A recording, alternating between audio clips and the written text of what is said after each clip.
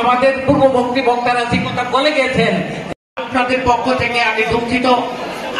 আশা করি ভবিষ্যৎ নির্দেশনা দিয়েছিলেন, এই নির্দেশনা থেকে আমরা বিচলিত হয়েছি। ঈদ মোবারক জানাবেন কিশোরগঞ্জ জেলা বিএনপির ফ্লাইং বার্ডস যারা 17 বছর দলের সঙ্গে কোনো যোগাযোগ রাখে না, উপজেলা বিএনপির কাউন্সিল করেছিলাম, নেতা স্থায়ীতে আমাদের। আসসালামু আলাইকুম ওয়া রাহমাতুল্লাহি ওয়া বারাকাতুহু। সমস্যার সমাধান হবে। ধন্যবাদ সবাইকে। বলে দেখান তো ইনশাআল্লাহ।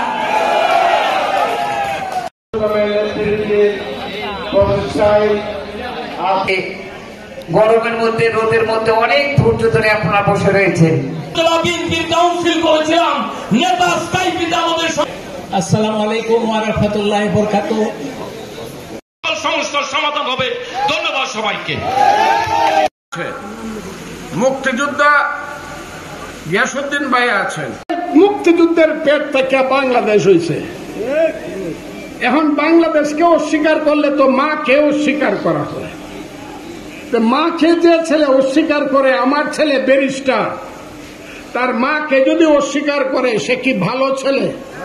বলে মুক্তিযুদ্ধকে যারা অস্বীকার করে তারা কি খুব ভালো মানুষ? হ্যাঁ, এই কথাটাই আমি কইছি।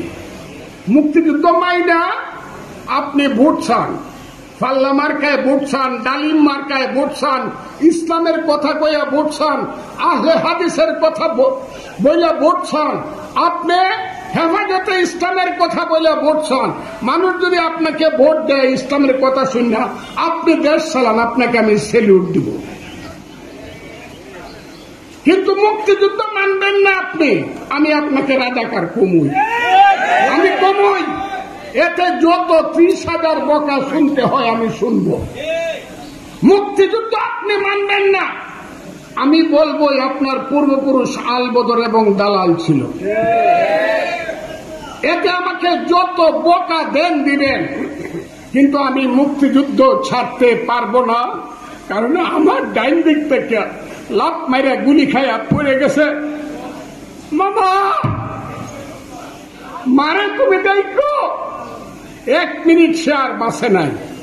বর্ডারে কবর দিয়ে আইসি, মা পাগল হয়ে মারছে, সেই মুক্তিযুদ্ধ বলে দেবো গা। হাজার হাজার লোক মৃত্যুবরণ করছে, লাখে লাখে মৃত্যুবরণ করছে, বাড়ি ঘর পুড়ে সরকার হয়েছে। সেই মুক্তিযুদ্ধ বাঙালি জাতি হাজার বছর পরাধীন ছিলাম, দেশ আনছি, সেই মুক্তিযুদ্ধ ভুলে যাবো কেন? আমার যারা এখানে ভুল বুঝবেন, আমি তাদের সাথে আমি একটা কথা বলি, যারা আমাকে মনে করেন আমি মুক্তিযুদ্ধ বলে দোষ করছি, আল্লাহর ওয়াস্তে আমি আপনার বলি, তাইলে আমাকে আপনারা মাফ করবেন। আমি মুক্তিযুদ্ধ ছাড়তে পারবো না, আবার ইসলামও ছাড়তে পারবো না। কথাটা খুব ক্লিয়ার। মুক্তিযুদ্ধের সাথে যেমন হাসিনার কোনো সম্পর্ক নাই, হাসিনা ফেল করছে কাজে মুক্তিযুদ্ধ ফেল না।